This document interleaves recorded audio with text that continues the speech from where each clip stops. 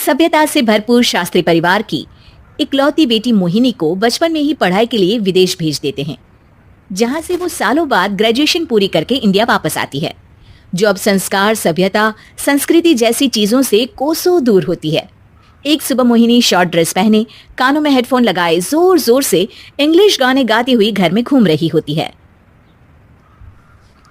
सुबह सुबह भगवान का नाम लेते हैं, राक्षसों की तरह चिल्लाते नहीं। पॉप्स, आपको अच्छे गाने की बिल्कुल समझ नहीं है, सो ठीक है, चिल पिल। अरे मोहिनी, पापा से ऐसे बात करते हैं क्या? सारी तमीज भूल गई हो। ओह मॉम प्लीज, इतनी बड़ी भी कोई बात नहीं हुई, सो डोंट ओवररिएक्ट। ऐसे ही दिन बीतते हैं जिसमें मोहिनी के तौर तरीके, रहने और बात करने का ढंग उसकी मम्मी पापा को परेशान करने लगता है।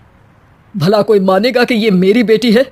रीति रिवाज और संस्कारों से तो इसका दूर दूर तक कोई नाता नहीं, और अब तो लगता भी नहीं कि कभी होगा। अरे ऐसे कैसे नहीं होगा? लड़कियां सारे नखरे अपने माँ बाप को ही दिखाती है। ससुराल जाकर उन्हें सब कुछ करना भी पड़ता है और मानना भी। पत्नी की बात शास्त्री जी समझ जाते हैं और कुछ ही दिनों में अपने से भी ज्यादा धार्मिक परिवार में निखिल के साथ मोहिनी का रिश्ता पक्का कर देते हैं। रिश्ता तो पक्का कर दिया, पर यहाँ मोहिनी को कैसे मनाएंगे?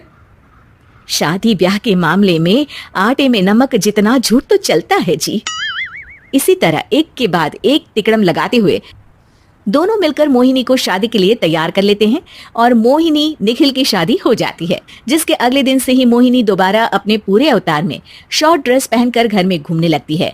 बहू को ऐसे देख सास की आंखें फटी की फटी रह जाती हैं। अरे ये क्या बेशर्मी है, हमारे घर की लड़कियां जींस तक नहीं पहनती और तुम बहू होकर इतने छोटे कपड़े पहनकर पूरे घर में घूम रही हो। सीरियसली मॉम, प्लीज आप अपनी इस 80 के दशक वाली सोच में मुझे इंक्लूड मत करो। हाय तौबा, एक तो बेशर्मी दिखाती है, ऊपर से सास के साथ जुबान भी लड़ाती है। अरे जल्दी कपड़े बदल कर आ, घर की पहली आरती तुम्हें ही करनी है। इतनी देर में निखिल भी वहां आ जाता है।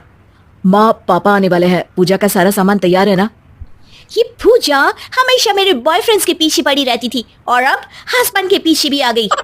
मोहिनी की बातें सुन सास तो अपना सिर पकड़ लेती है, लेकिन निखिल किसी न किसी तरह उसे पूजा के लिए कन्विंस करके कपड़े चेंज करने के लिए भेज देता है, जिस पर पूजा खत्म होने के बाद वो एक बार फिर अपनी शॉर्ट ड्रेस में आ जाती है।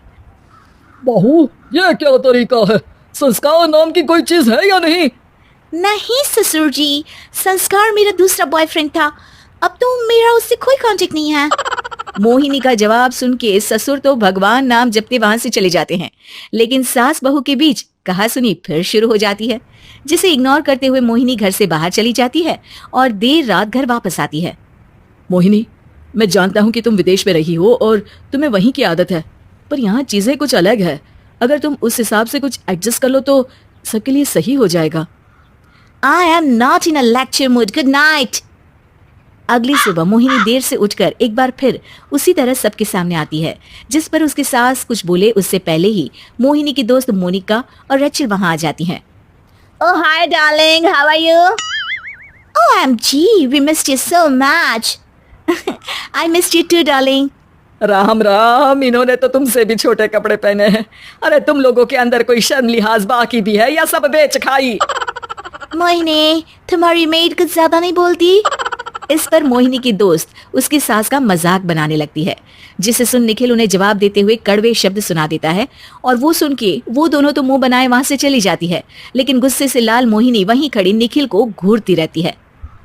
घूर क्या रही हो? तुमसे शादी की ये सोचकर कि विदेश में पढ़ी लिखी हो, घर में कोई पॉजिटिव चेंज लाओगी, अपनी करियर के लिए एम्बिशियस होगी, पर अपने इस बिहेवियर से उस पढ़ाई के साथ साथ अपने मम्मी पापा के नाम को भी डुबो रही हो। अगर तुम्हें ऐसे ही हाल रखना है तो यहाँ रहने की कोई जरूरत नहीं है। निखिल की बातें सुनकर मोहिनी रोते हुए घर छोड़कर अपनी मम्मी पापा के पास वापस आ जाती है। ससुराल में सब कुछ ठीक तो है? वो अपने आप को समझते क्या है? मोहिनी पर चिल्ला रहे हैं? मैं क्यों उसके इशारों पर चलूं? मैं अपनी लाइफ अपने तरीके से जीना चाहती हूँ और वो ना आप लोगों को मंजूर था और ना ही उन्हें है। तुम यहाँ नहीं रह सकती। अपने पापा की बात सुन के मोहिनी हैरान रह जाती है। हाँ, तुमने बिल्कुल सही सुना। अगर तुम्हें अपने इस घमंड, बेशर्मी और बदतमीजी में ही जीना है तो तुम यहाँ भी नहीं रह सकती। बेटी मैं मानता हूँ हमारे यहाँ रीति रिवाज बहुत मायने रखते हैं और हमने उन्हीं के ओवरडोज से बचाने के लिए तुम्हें विदेश भेजा था। एक लड़की जो शादी करके घर और बच्चे संभालती है, उससे तुम अपने आप को ज्यादा समझ सको इसके लिए भेजा था। तुम उससे ज्यादा समझो और बनो, पर तुम तो किसी दूसरी ही ट्रेन में चढ़ गई बेटा। उसके मम्मी पापा बहुत देर तक मोहिनी को सारी बातें समझाते हैं, जिन्हें सुनकर मोहिनी को अपनी गलती का एहसास होता है। वो जॉब ज्वाइन कर लेती है और ससुराल वापस आकर उन्हें मॉडर्न बनाती है और खुद